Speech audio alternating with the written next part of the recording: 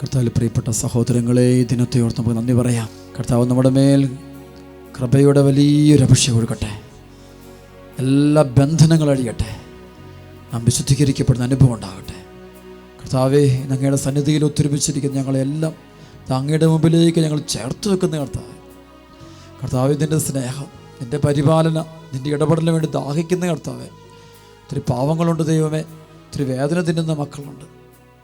ഈശോയെ, അങ്ങയുടെ കരം നീട്ടി അനുഗ്രഹിക്കണേ. ആശ്വാസദായക യേശുവേ, അങ്ങയുടെ ആശ്വാസം കൊണ്ട് ഞങ്ങൾ നിറയ്ക്കണമേ. പാപത്തിൻ്റെ കട്ടഴിക്കണമേ. ഞങ്ങൾ പലരും ഒറ്റപ്പെട്ടവരാണ്. പ്രിയപ്പെട്ടവരാലും ബന്ധുക്കളാലും സ്നേഹിതരാലും ഒക്കെ തകർക്കപ്പെട്ടവരാണ്. യേശുവേ, അങ്ങനെ ഞങ്ങൾ ആശ്രയിക്കുന്നു. യേശുവേ, ഇന്ന് ഞങ്ങൾ അങ്ങനെ ആശ്രയിക്കാനുള്ള കൃപ തരണേ. കൂടുതൽ കൂടുതൽ അങ്ങയിൽ ആശ്രയം കണ്ടെത്താനുള്ള കൃപ തരണേ.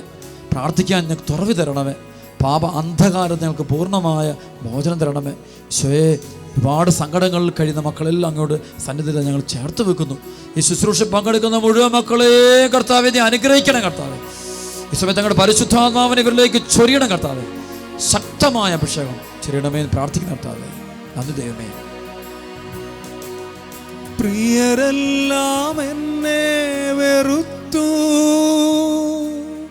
സഹജാതരെങ്ങോ മറഞ്ഞു. പ്രിയരെല്ലാം എന്നെ വെറുത്തു, വേദനയുടെ നാളുകളാണ്. സഹജാതരെങ്ങോ മറഞ്ഞു. മാതാപിതാക്കളും കൈവെടിഞ്ഞു. ഈശോയെ, നീ തൊടുമോ? കർത്താവേ, അങ്ങയുടെ അനുഗ്രഹം കൊണ്ട് എല്ലാ മക്കളും നിറയ്ക്കണേ. എല്ലാവരും അങ്ങയുടെ സ്നേഹം അറിയട്ടെ. അങ്ങയുടെ സ്പർശനം അനുഭവിക്കട്ടെ. ജീവിക്കുന്നവനായ അങ്ങയെ നേരിട്ട് കണ്ടുമുട്ടാനുള്ള കൃപ കിട്ടട്ടെ. പ്രാർത്ഥിക്കാനുള്ള അഭിഷേകം കൊടുക്കണം കർത്താവേ. ഈശോയെ, വേദനയുടെ നാളുകളിലൂടെ കടന്നു പോകുന്ന മക്കളോട് അങ്ങ് ഈ സമയത്ത് സംസാരിക്കണേ. പീഡനങ്ങളുടെ നടുവിലൂടെ പോകുന്ന ക്രൈസ്തവ മക്കൾക്ക് അങ്ങയുടെ സ്നേഹത്തിൻ്റെ സാന്ത്വനത്തിൻ്റെ കൈകൾ നീട്ടിക്കൊടുക്കണമേ. കർത്താവേ, നന്ദി ദൈവമേ. സ്തുതിക്കുന്ന കർത്താവേ, നന്ദി കർത്താവേ. ഹല്ലേലൂയ കർത്താവേ, സ്തുതിക്കുന്ന ദൈവമേ. നന്ദി ദൈവമേ, സ്തുതിക്കുന്നു യേശുവേ. നന്ദി. ആമേൻ. പ്രിയപ്പെട്ട സഹോദരങ്ങളെ, നമുക്ക് ഈശോയ്ക്ക് ഒരുപാട് നന്ദി പറഞ്ഞുകൊണ്ട് ഇന്നത്തെ ഈ വചനം നമുക്ക് കേൾക്കാം. സങ്കീർത്തനം 142 ഞാൻ ഉച്ചത്തിൽ കർത്താവിനെ വിളിച്ചപേക്ഷിക്കുന്നു, ശബ്ദമുയർത്തി ഞാൻ കർത്താവിനോട് യാചിക്കുന്നു. അവിടുത്തെ സന്നിധിയിൽ ഞാൻ എൻ്റെ ആവലാതികൾ ചൊരിയുന്നു. എൻ്റെ ദുരിതങ്ങൾ ഞാൻ അവിടുത്തെ മുമ്പിൽ നിരത്തുന്നു. ഞാൻ തളരുമ്പോൾ എൻ്റെ വഴി അങ്ങ് അറിയുന്നു. ഞാൻ നടക്കുന്ന വഴിയിൽ അവരെനിക്ക് കെണി വച്ചിരിക്കുന്നു. വലത്തുവശത്തേക്ക് നോക്കി ഞാൻ കാത്തിരിക്കുന്നു, എന്നാൽ ആരും എന്നെ ശ്രദ്ധിക്കുന്നില്ല. ഒരു രക്ഷാകേന്ദ്രവും എനിക്ക് അവശേഷിക്കുന്നില്ല. ആരും എന്നെ പരിഗണിക്കുന്നില്ല. കർത്താവേ, ഞാൻ അങ്ങയോട് നിലവിളിക്കുന്നു. അങ്ങാണ് എൻ്റെ അഭയം, ജീവിക്കുന്നവരുടെ ദേശത്തുള്ള എൻ്റെ അവകാശമെന്ന് ഞാൻ പറഞ്ഞു. എൻ്റെ നിലവിളി ശ്രദ്ധിക്കണേ, എന്നാൽ ഞാൻ അങ്ങേയറ്റം തകർക്കപ്പെട്ടിരിക്കുന്നു. പീഡിപ്പിക്കുന്നവരിൽ നിന്ന് എന്നെ രക്ഷിക്കണേ. അവർ എൻ്റെ ശക്തിക്ക് അതീതരാണ്. തടവറയിൽ എന്നെ മോചിപ്പിക്കണമേ. ഞാൻ അങ്ങയുടെ നാമത്തിന് നന്ദി പറയട്ടെ. നീതിമാന്മാർ എൻ്റെ ചുറ്റും സമ്മേളിക്കും, എന്നാൽ അവിടുന്ന് എന്നോട് ദയ കാണിക്കും. പരിത്യക്തൻ്റെ പ്രാർത്ഥനയെന്നാണ് സങ്കീർത്തകൻ്റെ ഈ സങ്കീർത്തന തലക്കെട്ടായിട്ട് എഴുതി വെച്ച്, പരിത്യക്തൻ്റെ പ്രാർത്ഥന. പക്ഷേ പരിത്യക്തൻ്റെ ആ പ്രാർത്ഥനയുടെ അവസാന വാക്ക് ഭയങ്കര മനോഹരമായൊരു വാക്കാണ്. പരിത്യക്തൻ്റെ അവസാനത്തെ വാക്ക് പറയുന്നത്, തടവറയിൽ തന്നെ മോചിപ്പിക്കണമേ, ഞാൻ അങ്ങയുടെ നാമത്തിന് നന്ദി പറയട്ടെ. നീതിമാന്മാർ എൻ്റെ ചുറ്റും സമ്മേളിക്കും, എന്നാൽ അവിടുന്ന് എന്നോട് ദയ കാണിക്കും. പരിത്യക്തൻ്റെ ഹൃദയത്തിലെ വിശ്വാസം കിടക്കുക, അറ്റുപോകാതിരിക്കുന്ന വിശ്വാസം. ദൈവം എന്നോട് ദയ കാണിക്കും എന്നുള്ള വിശ്വാസം. പ്രിയപ്പെട്ടവരെ, ഈ വചനം പങ്കുവയ്ക്കാനുള്ള കാരണം എന്താ വെച്ചാൽ, ഇന്നാൾ ഒരുപാട് മക്കൾ തകർന്നു അടുത്ത് വരാറുണ്ട്, ധ്യാനകേന്ദ്രത്തിൽ വരാറുണ്ട്. തകർന്നു വരുന്ന കാണാം. എല്ലാം തീർന്നു എന്ന് പറയുന്ന ജീവിതങ്ങൾ. സാമ്പത്തിക മേഖല ചിലപ്പോൾ ഭയങ്കരമായ കടക്കണിയിൽപ്പെട്ട് ഇനി വഴിയൊന്നുമില്ല, ഇനി എനിക്കാരുമില്ല എന്ന് പറഞ്ഞുകൊണ്ട് തകർന്നു ജീവിക്കുന്നതാണ്. ചില തെറ്റായ ബന്ധങ്ങളിൽപ്പെട്ട് ചതിക്കപ്പെട്ടതിൻ്റെ ഫലമായിട്ട് ആത്മഹത്യക്ക് വേണ്ടി പോലും 2, 3, 4 പ്രാവശ്യമൊക്കെ ശ്രമിച്ചിട്ട് പിന്നെ വീണ്ടും ജീവിതത്തിലേക്ക് വന്നിട്ട് എന്തിനിങ്ങനെ ജീവിക്കുന്നു എന്ന് പറഞ്ഞുകൊണ്ട് വരുന്ന ഒത്തിരി ജീവിതങ്ങൾ ഇപ്പോൾ കാണുന്നുണ്ട്. അതുപോലെ ചില പാപത്തിൻ്റെ അടിമവേല ചെയ്യുന്നു. പാപത്തിൽ നിന്ന് കരകയറാൻ ആഗ്രഹമുണ്ട്, പക്ഷെ പറ്റുന്നില്ല. ഭയങ്കരമായ വേദന. കുടുംബത്തിൽ നിന്നും സഹോദരങ്ങളിൽ നിന്നും അപ്പനിൽ നിന്നും അമ്മയിൽ നിന്നും ഭാര്യയിൽ നിന്നും ഭർത്താവിൽ നിന്നൊക്കെ ഒരുപാട് പീഡനങ്ങളും മാനസിക തകർച്ചകളും അനുഭവിക്കുന്ന ഒത്തിരിയേറെ മക്കൾ പ്രാർത്ഥിക്കുന്നു. പ്രാർത്ഥിക്കാൻ വരാറുണ്ട്. അപ്പോൾ ഇവരുടെയൊക്കെ വേദന കേൾക്കുമ്പോൾ പരിശുദ്ധാത്മാവ് അവർക്ക് നൽകുന്ന ഉത്തരം അത് കർത്താവ് ഞങ്ങളോട് തരികയാണ്, കർത്താവ് സംസാരിക്കുകയാണ്. അതാണ് ശരിക്കും ഈ സമയത്ത് നൽകുന്ന വചനത്തിൻ്റെ ലക്ഷ്യത. അതുകൊണ്ട് ഈ സമയത്ത് അത്തരം മക്കളെ പ്രത്യേകം നമുക്ക് കർത്താവിൻ്റെ കുരിശിനോട് ചേർത്ത് വെക്കാം, അവരുടെ തിരുമുറിവിനോട് ചേർത്ത് വെക്കാം. കർത്താവ് അവരിലേക്ക് കൃപ ഒഴുകട്ടെ, ശക്തി ഒഴുകട്ടെ, നമുക്ക് പ്രാർത്ഥിക്കാം. വചനം തുടങ്ങുകയാണ്, ഞാൻ ഉച്ചത്തിൽ കർത്താവിനെ വിളിച്ചപേക്ഷിക്കുന്നു, ശബ്ദമുയർത്തി ഞാൻ കർത്താവിനോട് യാചിക്കുന്നു. ഒരു പരിത്യക്തൻ എല്ലാവരാലും തിരസ്കരിക്കപ്പെടുമ്പോഴാണ് പലപ്പോഴും നമ്മൾ മനസ്സ് തുറന്ന് ആരെ വിളിക്കുക? ദൈവത്തെ വിളിക്കുക. ശരിക്കും അതാ ചിലപ്പോൾ ഈ സഹനങ്ങളൊക്കെ വരുന്നത് അതിനുവേണ്ടി ആയിരിക്കാം. മനസ്സ് തുറന്ന് ദൈവത്തെ വിളിക്കാൻ ദൈവം തരുന്ന അവസരമാണ് ഈ സഹനങ്ങൾ നമുക്ക് മനസ്സിലാക്കാൻ പറ്റും. മനസ്സ് തുറന്ന് ദൈവത്തെ, അല്ലെങ്കിൽ നമ്മൾ മനസ്സ് തുറന്ന് വിളിക്കില്ല. എവിടെയെങ്കിലുമൊക്കെ അല്പസ്വല്പം സുഖവും അല്പസ്വല്പം ആരെങ്കിലുമൊക്കെ നമ്മളെ പ്രൊട്ടക്റ്റ് ചെയ്യാനായിട്ട് സംരക്ഷിക്കാനായിട്ടുണ്ടെങ്കിൽ അത്രയും നമ്മൾ മനസ്സ് തുറന്ന് ദൈവത്തെ വിളിക്കില്ല. ദൈവത്തെ അറിയില്ല. ശരിക്കും സഹനം ദൈവത്തെ അറിയാനുള്ള വഴിയാണ്. ഇവിടെ വെച്ച് കാണാൻ പറ്റും. ഉച്ചത്തിൽ ദൈവത്തെ വിളിക്കുക, ഞാൻ ഉച്ചത്തിൽ കർത്താവിനെ വിളിച്ചപേക്ഷിക്കുന്നു, ശബ്ദമുയർത്തി കർത്താവിനോട് യാചിക്കുന്നു. അതാണ് എല്ലാം നഷ്ടപ്പെടുമ്പോൾ ശബ്ദമുയർത്തി വിളിക്കുക. ശരിക്കും നമ്മൾ അങ്ങനെ പ്രാർത്ഥിക്കണം. രാത്രിയുടെ യാമങ്ങളൊക്കെ ഉണർന്നിരുന്നിട്ട് വാവിട്ട് കാരണം യേശുവേന്ന് വിളിക്കണം. എൻ്റെ ജീവിതം തകർന്നുകൊണ്ടിരിക്കുക, വഴിയില്ല, എല്ലാം തീരുക, എന്നെ സഹായിക്കണേ, എന്നെ സഹായിക്കണേ, എന്നെ കൈപിടിച്ചറിഞ്ഞ് പ്രാർത്ഥിക്കണം. ഞാൻ കാണാറുണ്ട്, ധ്യാനത്തിൽ കാണാറുണ്ട്, ഇങ്ങനെ ചില മക്കൾ പ്രാർത്ഥിക്കും. ഇഷ്ടംപോലെ ആൾ പറയാറുണ്ട്, അച്ചോ അങ്ങനെ പ്രാർത്ഥിച്ചതിൻ്റെ ഫലമായിട്ട് ദൈവം ഇടപെട്ടു, തമ്പുരാൻ എൻ്റെ നിലവിളി കേട്ടു. ഒത്തിരി മക്കൾ, ഒരുപാട് മക്കൾ പറയാറുണ്ട്, ദൈവം എൻ്റെ നിലവിളി കേട്ടു, എൻ്റെ ഈ പ്രശ്നത്തിൽ ഇടപെട്ടു, എൻ്റെ വേദന ഇടപെട്ടു, എൻ്റെ ഈ ഒറ്റപ്പെട്ട അവസരത്തിൽ ദൈവം ഇടപെട്ടു എന്ന് പറയുന്ന ഒത്തിരിയേറെ മക്കളെ കണ്ടിട്ടുണ്ട്. പക്ഷെ അതിൻ്റെയൊക്കെ പിന്നിൽ ഒരു നിലവിളിയുണ്ട്, ദൈവത്തെ മനസ്സ് തുറന്ന് വിളിക്കുന്ന കാണാൻ പറ്റും. അതിനുശേഷം പറയുക, അവിടുത്തെ സന്നിധിയിൽ ഞാൻ എൻ്റെ അഹവലാദികൾ ചൊരിയുന്നു. അഹവലാദികൾ, പരാതികളും എല്ലാ അസ്വസ്ഥവും പരിഭവം എല്ലാം സമർപ്പിക്കുന്ന കർത്താവിൻ്റെ മുമ്പിൽ. കർത്താവെ ഇന്നിനെ പ്രശ്നം മുഴുവൻ പറയുക, തുറന്നു പറയുക. അത് പ്രിയപ്പെട്ടവരെ പഠിക്കണം.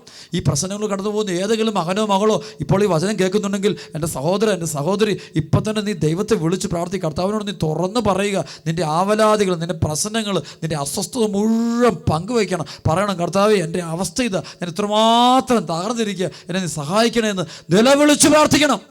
അപ്പോൾ ദൈവം പ്രവർത്തിക്കുന്ന വലിയ അനുഭവങ്ങളുണ്ടാകും. ദൈവം ഇടപെടുന്ന ഭയങ്കരമായ അനുഭവം നിൻ്റെ ജീവിതത്തിൽ ഉണ്ടാകും. കർത്താവ് നിൻ്റെ നിലവിളിക്ക് ഉത്തരം തരും. എൻ്റെ ദുരിതങ്ങൾ ഞാൻ അവിടുത്തെ മുമ്പിൽ നിരത്തുന്നു. പറയാം, എൻ്റെ ദുരിതങ്ങൾ ഓരോന്നോരോന്നായിട്ട് നിരത്തുക. അതാണ് രാത്രിയിലൊക്കെ കുറേ നേരം പ്രാർത്ഥിക്കണം. പ്രാർത്ഥിച്ചിട്ട് എല്ലാം പറയണം, എനിക്ക് ഇന്ന പ്രശ്നമുണ്ട്, എൻ്റെ മക്കൾക്ക് ഇന്ന പ്രശ്നം, എൻ്റെ ജീവിതത്തിൽ രോഗമാണ്, നിലപാട്. എനിക്കറിയാം ചില സമയത്തൊക്കെ ചില ആളുകൾ പ്രാർത്ഥിക്കാൻ വരുമ്പോൾ വാവിട്ട് കാറിക്കൊണ്ട് വരാറുണ്ട്. കാരണം തിരിച്ചു പോകുന്ന സന്തോഷത്തോടെ പോകുന്നത് കാണാറുണ്ട്. അത് കാണുമ്പോൾ എനിക്കൊത്തിരി സന്തോഷം. കാരണം ഈ നിലവിളിച്ച് വരുമ്പോൾ തന്നെ ദൈവം ഇടപെടുന്നത് കാണാൻ പറ്റും. അവർ മനസ്സ് തുറന്ന് പറയാം, അവരെല്ലാം നിയന്ത്രണം വിട്ടാണ് വരുന്നത്, എല്ലാം നിയന്ത്രണം വിട്ടാണ്. കാരണം അത്രമാത്രം തീക്കാത്താണ്, അത്രമാത്രം പ്രശ്നങ്ങൾ നടുവില്ല. ആരോട് പറഞ്ഞാലും പരിഹരിക്കാൻ പറ്റാത്ത പ്രശ്നമാണ്, ആരും സഹായിക്കാനും ഇല്ല. അപ്പോൾ ആ സമയത്താണ് മനസ്സ് തുറന്ന് ദൈവത്തെ വിളിക്കുന്നത്. ശരിക്കും ഈ അവസ്ഥ ദൈവം അനുവദിക്കുന്ന എന്തിനാണെന്ന് വെച്ചാൽ ദൈവത്തെ അറിയാൻ ദൈവം നമുക്ക് അനുവദിക്കുന്ന സാഹചര്യമാണത്. വീണ്ടും പറയാം, ഞാൻ തളരുമ്പോൾ എൻ്റെ വഴി അവിടുന്ന് അറിയുന്നു, ഞാൻ നടക്കുന്ന വഴികൾ അവരെനിക്ക് കെണി വെച്ചിരിക്കുന്നു. അതാണ് ഈ കാലഘട്ടം. ശരിക്കും ഇങ്ങനെ പ്രാർത്ഥിക്കുന്നത്. നമ്മുടെ ചുറ്റും കെണി വെച്ചിട്ടുണ്ട്, ഇഷ്ടം പോലെ സാത്താൻ്റെ കെണികളുണ്ട്. സാത്താൻ നമുക്ക് ചുറ്റും ഇഷ്ടംപോലെ കണികൾ. സൂക്ഷിച്ച് സംസാരിച്ചോണം, സൂക്ഷിച്ച് നടക്കണം, സൂക്ഷിച്ച് ശ്രദ്ധയോടെ നടക്കണം. B alert. ഭയങ്കര ബൈബിളിൽ പറയുന്ന പല പ്രാവശ്യം വചനമുണ്ട്, ജാഗരൂകരായിരിക്കുവിൻ. ജാഗ്രത വേണം എപ്പോഴും. B alert. കാരണം തിന്മയുടെ ശക്തികൾ കെണിവെച്ചിരിക്കുന്ന എവിടെയെന്ന് അറിഞ്ഞുകൂടാ. ചില ബന്ധങ്ങളിൽ പോയി പെട്ടാൽ മതി, അതോടെ ജീവിതം തീർന്നു. ചില ദുശ്ശീലങ്ങളിൽ പെട്ടാൽ മതി, അതോടെ അവൻ്റെ ജീവിതം അതുമായിട്ട് തീരുകയാണ്. തീർന്നു പോകുന്ന കാണാൻ പറ്റും. ചില ജോലി മേഖലയിൽ പോയാൽ തീർന്നു പോകുന്ന കാണാൻ പറ്റും. ചില വിവാഹങ്ങൾ പെട്ട് കഴിയുമ്പോൾ ജീവിതം തീർന്നു പോകുന്ന കാണാൻ പറ്റും. ചില സ്ഥലങ്ങൾ മേടിച്ചു, ജീവിതം തീർന്നു പോകുന്ന കാണാൻ പറ്റും. കാരണം പിന്നെ തിരിച്ചു പിടിക്കാൻ പറ്റുന്നില്ല. ചിലരോട് ഞാൻ പറയാറുണ്ട്, എൻ്റെ മകനെ നീ ഈശോയെ വിളിക്ക്, അല്ലെങ്കിൽ കുറച്ച് കഴിഞ്ഞാൽ നിനക്ക് പോലും നിൻ്റെ ജീവിതത്തെ തിരിച്ചു പിടിക്കാൻ പറ്റത്തില്ല. ഇപ്പോൾ നീ പാപത്തിൻ്റെ നീ തമാശ കളിക്കും, നീ പരിഹസിക്കും, ഇതിനൊന്നും ആവശ്യമില്ല, ഈ സുഖിച്ചില്ല, എന്താ ജീവിതം എന്താ. പക്ഷെ സംഭവം മോനെ ഇങ്ങനെ പോയാൽ കുറച്ച് കഴിയുമ്പോൾ നിനക്ക് പോലും നിന്നെ ഒന്ന് തിരിച്ചു കയറ്റാൻ ആഗ്രഹം വരുമ്പോൾ തിരിച്ചു കയറ്റാൻ പറ്റത്തില്ല. കാരണം കെണിയാണിത്, സാത്താൻ്റെ കെണി ചുറ്റുമുണ്ട്. ഇപ്പോൾ വെച്ച് സങ്കീർത്തകൻ പറയാം, അവൻ പ്രാർത്ഥിക്കുക, ഞാൻ തളരുമ്പോൾ എൻ്റെ വഴി അങ്ങ് അറിയുന്നു, ഞാൻ നടക്കുന്ന വഴിയിൽ അവരെനിക്ക് കെണിവെച്ചിരുന്നു. തിന്മയുടെ ശക്തികൾ ഒരുപാട് പ്രവർത്തിക്കും. ഈ കാലഘട്ടം കാണാൻ പറ്റും. 1 യോഹന്നാൻ 5:19 പറയുന്ന പോലെ തിന്മയുടെ ശക്തികൾ ലോകം മുഴുവൻ വ്യാപിച്ചിട്ടിരിക്കുക. അപ്പോൾ ഈ തിന്മയുടെ ശക്തി ഏത് വഴിയിലൂടെ വന്നാൽ ആക്രമിച്ച് കീഴ്പ്പെടുത്താൻ പറയാൻ പറ്റില്ല. നന്നായിട്ട് വളർന്നുകൊണ്ടിരിക്കുന്ന കുടുംബമോ, നന്നായിട്ട് വളർന്നുകൊണ്ടിരിക്കുന്ന യുവാവോ, യുവതിയോ, കുഞ്ഞുങ്ങളോ ഒന്നും നോക്കിയിട്ടില്ല. അങ്ങനെ വളർന്നതിനെ പ്രത്യേകിച്ച് ഈ തിന്മയുടെ ശക്തി നോട്ടമിടുക. മിടുക്കന്മാരായിട്ട് മിടുക്കികളായിട്ട് വളർന്നു വരുന്ന കുഞ്ഞുങ്ങളുടെ നേരെ വളരെ ശ്രദ്ധയോടെ നോക്കുക, എങ്ങനെ ഇത് തകർക്കണമെന്ന് അത് പ്ലാൻ ചെയ്യുക. ഈ സമയത്ത് തമ്പുരാനെ മുറുകെ പിടിച്ചോണം, ബൈബിള് മുറുകെ പിടിച്ചോണം, ജപമാല മുറുകെ പിടിച്ചോണം, കൂദാശയുടെ ജീവിതം ഉണ്ടായിരിക്കണം. അല്ലെങ്കിൽ ഉണ്ടല്ലോ ഈ കെണി ഇപ്പോൾ കെണി വീഴുമ്പോൾ അറിയല, കുറേ കഴിയുമ്പോഴാണ് എല്ലാം തീരാറാകുമ്പോഴാണ് പലരും ബോധം തെളിയുന്നത്, എല്ലാം കഴിയുമ്പോഴാണ് ബോധം തെളിയുന്നത്, ഒരുപാട് കഴിയുമ്പോഴാണ് ജീവിതം തന്നെ ഒരുപക്ഷെ മുഴുവൻ തന്നെ തീർന്നു കഴിയുമ്പോൾ എങ്ങനെ കരകയറുന്ന ആഗ്രഹം. അപ്പോഴാണ് ഓടി ധ്യാനകേന്ദ്രത്തിലൊക്കെ വരും, ജീവിതം തീർന്നു. പക്ഷെ തിരിച്ച് ആ സമയത്ത് വന്നാൽ രക്ഷപ്പെട്ടു, ആ സമയത്തെങ്കിലും വരാൻ കർത്താവ് കൃപ കൊടുക്കാൻ വേണ്ടി പ്രാർത്ഥിക്കാൻ നമുക്ക് വന്നു കഴിഞ്ഞാൽ രക്ഷപ്പെടും. പക്ഷേ ഇവിടെ ഇപ്പോൾ കാണുന്നതാണ്, പറയാണ് വഴിയിൽ കെണികൾ വെച്ചിരിക്കുക, തിന്മയുടെ സ്ഥിതിയിൽ കെണികളാണ്, പലതരത്തിലുള്ള ബന്ധനങ്ങളാണ്, നമ്മൾ വൈശാസ്യത്തിലുള്ള സഭയിൽ നിന്ന് പുറത്തു പോകാനുള്ള പ്രേരണ കൊടുക്കുക, കെണികൾ വെക്കുക, ഓരോരോ കെണികളാണ്. ഈ തിരിച്ചറിയാനുള്ള അഭിഷേകത്തിനാണ് പ്രാർത്ഥിക്കുക. ഏറ്റവും കൂടുതൽ കിട്ടുന്ന അഭിഷേകത ഈ തലമുറയ്ക്ക് പരിശുദ്ധമായ നിറവ് കിട്ടണം. എന്താ നിറവ്? തിരിച്ചറിയാനുള്ള അഭിഷേകം, സാത്താൻ്റെ തന്ത്രങ്ങളെ തിരിച്ചറിയാനുള്ള അഭിഷേകം. എഫേസസ് ലേഖനം 6-ാം അധ്യായത്തിൻ്റെ 19 വചനത്തിൽ പറഞ്ഞല്ലോ, അവസാനമായി കർത്താവിലും അവിടെ ശക്തിയുടെ പ്രാഭവത്തിലും കരുത്തുള്ളവരാകുകയും സാത്താൻ്റെ കുടിലതന്ത്രങ്ങൾ എതിർത്ത് നിൽക്കുവാൻ ദൈവത്തിൻ്റെ എല്ലാ ആയുധങ്ങളും ധരിക്കുകയും. എല്ലാ ആയുധവും വേണം, അല്ലെങ്കിൽ ഉണ്ടല്ലോ ഇതിനകത്ത് നമ്മൾ പെട്ടുപോകും, ചില കൂട്ടുകെട്ടിൽ പെട്ടുപോകും, ചില ദുർച്ചലവിൽ പോകും, ചില കാര്യങ്ങളിൽ പോകും, ചില ജോലിക്ക് പോകും, ഒക്കെ പോയിട്ട് അവസാനം ജീവിതം തീർന്ന് തരിപ്പണമാണെന്ന് കാണാൻ പറ്റും. ആണ് പ്രിയപ്പെട്ട ദൈവമക്കളെ, നമുക്ക് ഈ സമയത്ത് അമ്പരാണ്ട് പ്രാർത്ഥിക്കാം, കർത്താവേ ഇത്തരം കെണികൾ വീഴാതെ എന്നെ കാത്തുകൊള്ളണമേ എന്ന് നമുക്ക് ഓരോരുത്തർക്കും വ്യക്തിപരമായിട്ട് ഇപ്പം തന്നെ ഈശ്വര പ്രാർത്ഥിക്കാം. കർത്താവ് അനുഗ്രഹിക്കട്ടെ, ഇപ്പം തന്നെ ഈ നിമിഷം തന്നെ കർത്താവ് തന്നെ അനുഗ്രഹിക്കുന്നു വിശ്വസിക്കുക. വീണ്ടും വചനം പറയാം, ഞാൻ വലത്തുവശത്തേക്ക് നോക്കി ഞാൻ കാത്തിരിക്കുന്നു, എന്നാൽ ആരും എന്നെ ശ്രദ്ധിക്കുന്നില്ല. ഞാൻ വലതുവശത്തേക്ക് നോക്കുമ്പോൾ ആരും എന്നെ ശ്രദ്ധിക്കുന്നില്ല. ഒരു മനുഷ്യൻ എൻ്റെ കൂടെ ഇല്ലെന്ന്, ആരും എൻ്റെ കൂടെ ഇല്ല. ഞാൻ എല്ലാവരും ശ്രദ്ധിക്കുന്നുണ്ട്, പക്ഷെ ആരും എന്നെ ശ്രദ്ധിക്കുന്നില്ല. ചില കുടുംബത്തിലെ പരാതി അതാ, എല്ലാവരും ഞാൻ ശ്രദ്ധിക്കുന്നുണ്ട്, എല്ലാ കാര്യങ്ങളും ഓടി നടന്ന് ചെയ്യുന്നുണ്ട്, പക്ഷെ എന്നെ ആരും ശ്രദ്ധിക്കുന്നില്ല, എന്നെ ആരും മനസ്സിലാക്കുന്നില്ല. ഞാൻ എല്ലാവരുടെയും കാര്യത്തിലേക്ക് നോക്കുന്നുണ്ട്, എല്ലാ കാര്യങ്ങളും ശ്രദ്ധയോടെ ചെയ്യുന്നുണ്ട്, പക്ഷെ ആരും എൻ്റെ കാര്യം നോക്കുന്നില്ല. ഒറ്റപ്പെട്ടു പോകുന്നു എന്ന നിലവിളി വരിക, പ്രശ്നങ്ങൾ നടുവിലൂടെ പോവുക. ചില പ്രശ്നങ്ങൾ നടപ്പുന്നില്ല, ആരെങ്കിലും സഹായം തേടാൻ വേണ്ടി ഇപ്പോൾ കിട്ടുന്നില്ല, നടന്ന് മടുക്കുന്നു. ഒത്തിരി ജീവിതങ്ങളുണ്ട്, ഓടി നടക്കുന്നു, ഒറ്റപ്പെടുന്നു. കോടതി കേസ്, കുടുംബ പ്രശ്നങ്ങൾ, മക്കളുടെ പ്രശ്നങ്ങൾ, സാമ്പത്തിക പ്രശ്നങ്ങൾ, ആത്മീയ പ്രശ്നങ്ങൾ, ജീവിതത്തിൻ്റെ തകർച്ചകൾ, പാളിച്ചകൾ, ഇങ്ങനെ പോകുന്ന ഒത്തിരി മക്കളുണ്ട്. അതുകൊണ്ട് അവരില്ല ഈ സമയത്ത് യേശുവിനെ നാം വിളിച്ചപേക്ഷിക്കുക. കർത്താവ് നിന്നെ വിളിക്കുന്നു, കർത്താവ് നിന്നെ ആശ്വസിപ്പിക്കുന്നു, കർത്താവ് നിനക്ക് വഴി കാണിച്ചു തരും. നീ ഉറച്ചു വിശ്വസിക്കുക. പറയണം, വലതുവശത്തേക്ക് നോക്കി ഞാൻ കാത്തിരിക്കുന്നു, എന്നാൽ ആരും എന്നെ ശ്രദ്ധിക്കുന്നില്ല. ഒരു രക്ഷാകേന്ദ്രവും എനിക്ക് അവശേഷിക്കുന്നില്ല. എല്ലാ വാതിലും മുട്ടി, എല്ലാ വാതിലും അടഞ്ഞു പോവുക, ആരും തുറക്കുന്നില്ല. ഒറ്റപ്പെടുക, കുടുംബത്തിൽ പോലെ ഒറ്റ, നാട് വിട്ടു പോയാലെന്ന് പോലെ ഓർക്കാറുണ്ട് ചില ആളുകൾ. ചില വലിയ പ്രശ്നങ്ങൾ വരുമ്പോൾ ജീവൻ അങ്ങ് കളഞ്ഞേക്കാം, മരിച്ചേക്കാം, കാരണം ആരുമില്ല, തിരിഞ്ഞു മൈൻഡ് ചെയ്യുന്നില്ല, ആരും മൈൻഡ് ചെയ്യുന്നില്ല. അതുകൊണ്ട് പ്രിയപ്പെട്ട ദൈവമക്കൾ, ഈ സമയത്ത് നമുക്ക് പ്രാർത്ഥിക്കാം. നമുക്ക് ഇത്തരം പ്രശ്നങ്ങൾ കടന്നു പോകുന്ന മക്കൾ ഇവിടെ പറയണം, ദൈവത്തെ വിളിക്കണം, ദൈവത്തെ മനസ്സ് തുറന്ന് വിളിക്കുക മാത്രം ചെയ്യുക, തമ്പുരാനെ ആശ്രയിക്കാം. ദൈവത്തെ വിളിക്കാൻ ദൈവം ഒരുക്കി തരുന്ന അവസരമാണിത്. ദൈവത്തെ മനസ്സ് തുറന്ന് വിളിക്കാൻ ദൈവം നമുക്ക് അനുവദിച്ചിരിക്കുന്ന ആവശ്യപ്പെടുന്ന സമയമാണിത്. അതുകൊണ്ട് ഈ സമയത്ത് നീ അങ്ങോട്ടും ഇങ്ങോട്ടും ബഹളം വെച്ച് നടന്നിട്ട് ഒരു കാര്യമില്ല. നീ സമാധാനം തേടിയിട്ട് നാട് നീളം നടന്നിട്ട് ഒരു കാര്യമില്ല. നീ വിളിക്കേണ്ട ഈശോയെ വിളിക്കുക, മനസ്സ് തുറന്ന് വിളിക്കുക. കർത്താവ് നിൻ്റെ നിലവിളിക്ക് ഉത്തരം കേട്ട് കർത്താവ് നിന്നെ അനുഗ്രഹിക്കും. വീണ്ടും വചനം പറയാം, കർത്താവേ ഞാൻ അങ്ങയോട് നിലവിളിക്കുന്നു, അങ്ങാണെൻ്റെ അഭയം, ജീവിക്കുന്നവരുടെ ദേശത്തുള്ള എൻ്റെ അവകാശം എന്ന് ഞാൻ പറഞ്ഞു. അവിടെ വെച്ച് പറയാം, അങ്ങാണെൻ്റെ അഭയം. അപ്പോൾ എല്ലാ വാതിലും അടഞ്ഞു കഴിഞ്ഞപ്പോൾ സങ്കീർത്തകൻ പറയാ, ഈ പരിത്യക്തൻ പറയാം, അങ്ങാണെൻ്റെ അഭയം, അങ്ങയുള്ളൂ എനിക്ക് ഇനി ബാക്കിയുള്ളൂ എന്ന് പറയുക. ശരിക്കും അങ്ങനെ വേണം. അതാ നല്ലത്. എല്ലാവരും നമ്മുടെയൊക്കെ ജീവിതത്തിൽ കാണാം, സ്വന്തം പ്രിയപ്പെട്ടവർ, ചോരപ്പെട്ട ആളുകൾ, സ്വന്തം കുടുംബത്തിൽപ്പെട്ടവർ തള്ളിപ്പറയുമ്പോൾ, അവഗണിക്കുമ്പോൾ, വില തരാതിരിക്കുമ്പോൾ, പുറത്തിറങ്ങിപ്പോ, നീ ജനിച്ചതാണ് കുടുംബത്തിൻ്റെ നാശത്തിൻ്റെ കാരണം, നീയാണ് എല്ലാ പ്രശ്നത്തിനും കാരണം എന്നൊക്കെ നമ്മളോട് പറഞ്ഞ് നമ്മുടെ മനസ്സും കിടിപ്പിക്കുമ്പോൾ എല്ലായിടത്തും പ്രശ്നമാണ്. അപ്പോൾ ചാകാനല്ല പോകേണ്ടത്, ആത്മഹത്യക്കല്ല പോകേണ്ടത്, മദ്യപിക്കാൻ വേണ്ടി മദ്യശാലയിലായിട്ടല്ല നീ ഓടേണ്ടത്, വേശ്യാലയത്തോടല്ല ഓടേണ്ടത്, വഴിവിട്ട ബന്ധങ്ങൾ തേടിപ്പിടിക്കാൻ വേണ്ടിയല്ല നീ പോകേണ്ടത്. നീ ഇവിടെ വിളിക്കേണ്ട സങ്കീർത്തനം പറഞ്ഞ പോലെ, അങ്ങാണ് കർത്താവേ ഞാൻ അങ്ങോട് നിലവിളിക്കുന്നു, അങ്ങാണ് എൻ്റെ അഭയം, അങ്ങാണ് എൻ്റെ അഭയം, ജീവിക്കുന്നവരുടെ ദേശത്തുള്ള എൻ്റെ അവകാശം എന്ന് ഞാൻ പറഞ്ഞു. ഈ ഭൂമിയിൽ അങ്ങയുള്ളൂ എൻ്റെ അവകാശം. എന്തൊരു നല്ല പ്രാർത്ഥനയാണ്. ഈ ഭൂമിയിൽ അങ്ങ് മാത്രമേ ഉള്ളൂ എൻ്റെ അവകാശം, അങ്ങ് മാത്രമേ ഉള്ളൂ, എന്നെ തള്ളിക്കളയല്ലേ എന്ന് പ്രാർത്ഥിക്കുക. അതിനുവേണ്ടിയാ ഈ തീയുടെ അനുഭവം, ഈ അസ്വസ്ഥതയുടെ അനുഭവം ദൈവം അനുവദിച്ചു കൊടുത്തത്. വീണ്ടും വചനം പറയുക, അപ്പോൾ എൻ്റെ നിലവിളി ശ്രദ്ധിക്കണേ, എന്നാൽ ഞാൻ അങ്ങേയറ്റം തകർക്കപ്പെട്ടിരിക്കുന്നു, പീഡിപ്പിക്കുന്നവരിൽ നിന്ന് എന്നെ രക്ഷിക്കണമേ, എന്നെ രക്ഷിക്കണേ, ശത്രുക്കളിൽ നിന്ന് രക്ഷിക്കണേ. പ്രാർത്ഥിക്കുക, ഭയങ്കരമായിട്ട് പ്രാർത്ഥിക്കുക. വീണ്ടും പറയുക, തടവറയിൽ നിന്ന് എന്നെ മോചിപ്പിക്കണമേ, ഞാൻ അങ്ങയുടെ നാമത്തിന് നന്ദി പറയട്ടെ, നീതിമാന്മാർ എൻ്റെ ചുറ്റും സമ്മേളിക്കും. അവനറിയാം, പ്രാർത്ഥന തുടങ്ങിയപ്പോഴേ അവൻ്റെ ഉള്ളിൽ വിശ്വാസമുണ്ട്. പ്രാർത്ഥന തുടങ്ങിയപ്പോഴേ അവന് വിശ്വാസമുണ്ട്. ദൈവം അവനെ മോചിപ്പിക്കുമെന്നും ദൈവം അവനെ രക്ഷിക്കുമെന്നും പീഡിതരുടെ കരങ്ങളിൽ നിന്ന് രക്ഷപ്പെടുത്തുമെന്നും അപ്പോൾ തന്നെ അവന് ഉറച്ച വിശ്വാസമുണ്ട്. പ്രാർത്ഥന തുടങ്ങുമ്പം തന്നെ വിശ്വാസം വേണം. പ്രാർത്ഥന കഴിയുമ്പോഴല്ല, പ്രാർത്ഥന തുടങ്ങുമ്പം തന്നെ ഈ ഒരു വിശ്വാസം വേണം. ഇവിടെ അവിശ്വാസമുണ്ട്, ദൈവം ഇടപെടുമെന്നുള്ള വിശ്വാസം. അതുകൊണ്ടാണ് പറയുന്നത്, തടവറയിൽ തന്നെ മോചിപ്പിക്കണമേ, ഞാൻ അങ്ങയുടെ നാമത്തിന് നന്ദി പറയട്ടെ. ഇപ്പോഴേ അവൻ നന്ദി പറയാൻ തുടങ്ങുക. പ്രാർത്ഥന തുടങ്ങുന്ന മുമ്പേ അവനറിയാം ദൈവത്തിൽ ആശ്രയിച്ചാൽ ദൈവം ഇടപെട്ട് ഈ ബന്ധനത്തിൽ നിന്ന്, ഈ പീഡിതരിൽ നിന്ന് അവനെ മോചിപ്പിക്കുമെന്ന് അവൻ നന്നായിട്ടറിയാം. എത്ര വലിയ ബന്ധനം വന്നാലും അതിൽ നിന്ന് കരകയറാൻ പറ്റുമെന്ന് അവന് നന്നായിട്ടറിയാം. അതുകൊണ്ട് അവൻ അഡ്വാൻസ്ഡ് ആയിട്ട് അവൻ ദൈവത്തിന് നന്ദി പറയുകയാണ്. നീതിമാന്മാർ എൻ്റെ ചുറ്റും സമ്മേളിക്കും, എന്നാൽ അവിടുന്ന് എന്നോട് ദയ കാണിക്കും. കൊണ്ട് പ്രാർത്ഥന തുടങ്ങുമ്പോൾ അവൻ പറയുക, അവിടുന്ന് എന്നോട് ദയ കാണിക്കും. ഒരു പരിത്യക്തൻ്റെ പ്രാർത്ഥന എല്ലാവരാലും തിരസ്കരിക്കപ്പെട്ടവൻ പറയുക, നിങ്ങൾ എന്തുവേണം കാണിച്ചു, എന്നെ വേണം കാണിച്ചു, ഏത് രീതി വേണം പെരുമാറിക്കൂ, എന്നെ സപ്പോർട്ട് ചെയ്യേണ്ട, എന്നെ ഒന്നും ചെയ്യേണ്ട, നിങ്ങളെല്ലാം എന്നെ പീഡിപ്പിച്ചു, ഒന്നും പേടി. പക്ഷെ ഒരു കാര്യം പറഞ്ഞേക്കാം, ദൈവം എന്നോട് ദയ കാണിക്കും, എൻ്റെ ദൈവം എന്നെ മുറുകെ പിടിക്കും, അങ്ങനെ ഞാൻ കരകയറും, അങ്ങനെ ഞാൻ രക്ഷപ്പെടും. എനിക്ക് നല്ല ഉറപ്പാണ്. പരിത്യക്തൻ്റെ പ്രാർത്ഥന അതാണ് നമ്മുടെയൊക്കെ പ്രാർത്ഥന. ആ ഒരു ധൈര്യം നിറയട്ടെ. ഇപ്പോൾ ഈ ഭവനദീ വചനം കേട്ടുകൊണ്ടിരിക്കുന്ന ഓരോ മകനും മകളും അവരുടെ കുടുംബത്തിൽ ഈ ധൈര്യം കൊണ്ട് നിറയെ, ദൈവം എന്നോട് ദയ കാണിക്കും, എൻ്റെ അപമാനം ദൈവം മാറ്റിത്തരും. മനസ്സ് തുറന്ന് വിശ്വാസത്തോടെ ഹൃദയം തുറന്ന് പ്രാർത്ഥിക്കുക. ഇന്ന് ഈ ആരാധന സമയത്ത്, ഇന്ന് ഈ അഭിഷേക പ്രാർത്ഥന സമയത്ത് കർത്താവ് നിന്നെ അനുഗ്രഹിക്കട്ടെ.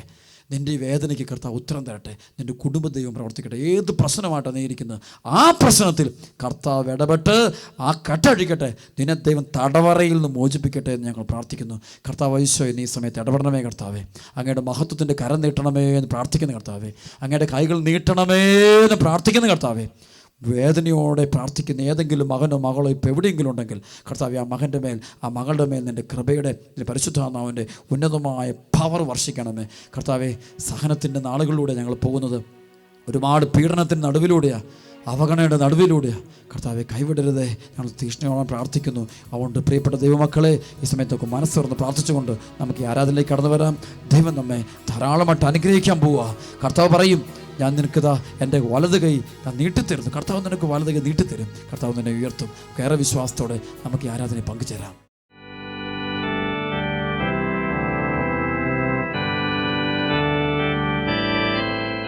പ്രിയരെല്ലാം എന്നെ വെറുത്തു,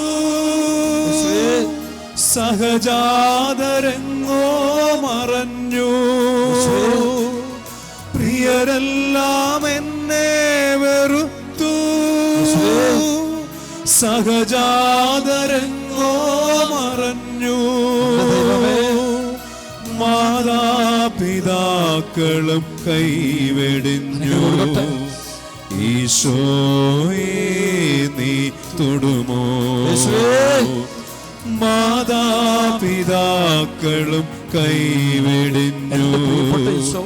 ഈശോയെ നീ തൊടുമോ? പെറ്റമ്മ മറന്നാലും ഞാൻ നിന്നെ മറക്കില്ല. അപ്പനും അമ്മ ഉപേക്ഷിച്ചാൽ ഞാൻ നിന്നെ ഉപേക്ഷിക്കുകയില്ല. നീ എനിക്ക് വിലപ്പെട്ടവനും പ്രിയങ്കരനുമാണ്. അഗ്നിയിലൂടെ നടന്നാൽ നിനക്ക് പൊള്ളലേൽക്കുകയില്ല, ജ്വാല നിന്നെ ദഹിപ്പിക്കുകയില്ല. യാക്കോബേ, ഇസ്രായേലേ, നീ ഭയപ്പെടണ്ട. നിന്റെ വലത് കൈ ഞാൻ മുറുകെ പിടിച്ചിരിക്കുന്നു. യെശയ്യാ പ്രവാചകനിലൂടെ കർത്താവെ അങ്ങ് വെളിപ്പെടുത്തിയിരുന്ന ഈ വചനം വിശ്വസിക്കുന്നു. എല്ലാവരും ഉപേക്ഷിച്ചാലും ഉപേക്ഷിക്കാത്ത വലിയ സ്നേഹം അനുഭവിക്കാനുള്ള കൃപ തരണം കർത്താവെ. കർത്താവെ, ഈ പ്രശ്നങ്ങൾ ഞങ്ങളെല്ലാട്ടുന്ന ഇപ്പോഴത്തെ ഈ വലിയ പ്രശ്നം, ഈ വലിയ ബന്ധനം അഴിഞ്ഞു പോകാൻ വേണ്ടി കർത്താവെ നിന്റെ പക്കലേക്ക് ഞങ്ങൾ കരങ്ങൾ ഉയർത്തുന്നു കർത്താവെ. മനസ്സ് തുറക്കുന്ന കർത്താവെ, അനുഗ്രഹം ചൊരിയണേ ദൈവമേ. കെട്ടഴിച്ചു വിടണം കർത്താവെ. അത്ഭുതം പ്രവർത്തിക്കണമേ. അടയാളങ്ങൾ ഉണ്ടാകട്ടെ. എല്ലാ കുടുംബങ്ങളിലേക്ക് നിന്റെ സമാധാനം ചൊരിയണമേ. സാത്താന്റെ പിടിയിൽ നിന്ന് ഞങ്ങൾക്ക് മോചനം തരണം കർത്താവെ. പ്രിയരെല്ലാം എന്നെ വെറുത്തു, സഹജാതരെങ്ങോ മറഞ്ഞു. പ്രിയരെല്ലാം എന്നെ വെറുത്തു, സഹജാതരെങ്ങോ മറഞ്ഞു. മാതാപിതാക്കളും കൈവെടിഞ്ഞു. ഈശോയെ നീ തൊടുമോ? മാതാപിതാക്കളും കൈവെടിഞ്ഞു. എന്റെ പ്രിയപ്പെട്ട ഈശോയെ, ഈശോയെ നീ തൊടുമോ? ഒരു വേള മാത്രമെന്നേശുവേ, ഒരു നോട്ടമെങ്കിലും എന്നേശുവേ, നിൻ സ്നേഹസ്പർശനം നൽകിയ ജീവനിൽ സ്നേഹമായി ശാന്തിയായി മോഹമായി വരൂ യേശുവേ. മക്കളെ, അപവാദങ്ങൾ നടുവിലൂടെ പോകുന്ന മക്കളെ പ്രാർത്ഥിച്ച്, രോഗികൾ ഇപ്പോൾ പ്രാർത്ഥിക്കട്ടെ, അവർക്ക് സൗഖ്യം കിട്ടട്ടെ. എത്ര മാരക രോഗമാണെങ്കിലും നമ്മുടെ കർത്താവിന്റെ കരം നിന്നെ തൊട്ട് കഴിയുമ്പോൾ നീ സുഖപ്പെടുക. വിശ്വസിക്കുക, കർത്താവ് നിന്നോട് ദയ കാണിക്കുമെന്ന് പറ. കർത്താവ് നിന്നോട് ഇപ്പോൾ അതിരറ്റ കരുണ കാണിക്കുമെന്ന് പറ. തീർച്ചയായിട്ടും ദൈവം നിന്നോട് ദയ കാണിക്കും. നീ ദൈവത്തെ വിളിക്കുന്ന, ഈശോയെ വിളിക്കുന്ന, ജീവിക്കുന്ന ദൈവത്തെ വിളിക്കും. ദൈവം നിന്നോട് ദയ കാണിക്കും. ഈ ശുശ്രൂഷ പങ്കെടുക്കുന്ന മക്കൾക്ക് കർത്താവ് കൊടുത്തുകൊണ്ടിരിക്കുന്ന വലിയ അനുഗ്രഹങ്ങൾ ഇപ്പോൾ നിനക്ക് നിന്റെ കുടുംബത്തിനും കിട്ടട്ടെ. അപവാദങ്ങൾ, നിന്ദനങ്ങൾ, പരിഹാസങ്ങൾ, ഒറ്റപ്പെടലുകൾ, തിക്താനുഭവങ്ങൾ, ചെയ്യാത്ത കുറ്റത്തിന് പീഡനം അനുഭവിക്കേണ്ടി വരുന്നവര്, കോടതി കയറേണ്ടി വരുന്ന മക്കളൊക്കെ തമ്പുരാന്റെ മക്കളിൽ കരങ്ങൾ ഉയർത്തിപ്പിടിച്ച് മനസ്സ് തുറന്ന് പ്രാർത്ഥിക്കട്ടെ. ദൈവം അവരെ അനുഗ്രഹിക്കട്ടെ, അനുഗ്രഹിക്കട്ടെ, അനുഗ്രഹിക്കട്ടെ. അപവാദം കേട്ടു ഞാൻ വലഞ്ഞു, അപമാനിതനായി കരഞ്ഞു. അപവാദം കേട്ടു ഞാൻ വലഞ്ഞു, അപമാനിതനായി കരഞ്ഞു. അറിയാത്ത കുറ്റത്താൽ കുരിശിലേറി ഈശോയെ നീ തൊടുമോ? അറിയാത്ത കുറ്റത്താൽ കുരിശിലേറി ഈശോയെ നീ തൊടുമോ? അഭിഷേകം ലഭിക്കട്ടെ. മാത്രമെന്നേശുവേ, ഒരു നോട്ടമെങ്കിലും കൃപ തരണം. നിൻ സ്നേഹസ്പർശനം നൽകിയ ജീവനിൽ സ്നേഹമായി ശാന്തിയായി മോഹമായി നീ വരൂ. നന്ദി കർത്താവ്, സ്തുതിക്കുന്നു.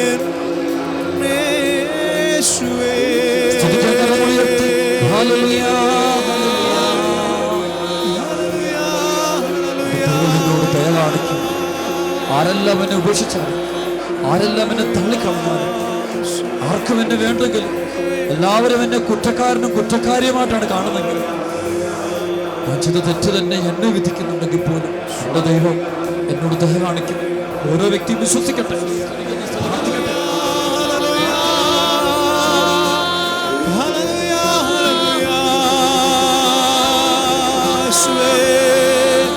ആരാധനേശ്വേ,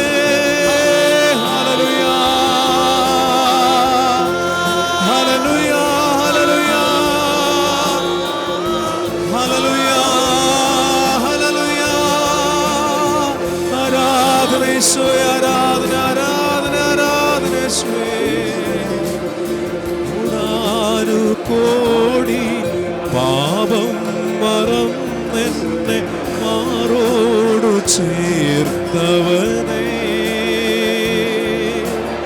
നെഞ്ചിൽ നെരിപ്പോടു കത്തുന്ന നേരം നെഞ്ചോടണച്ചവനേ,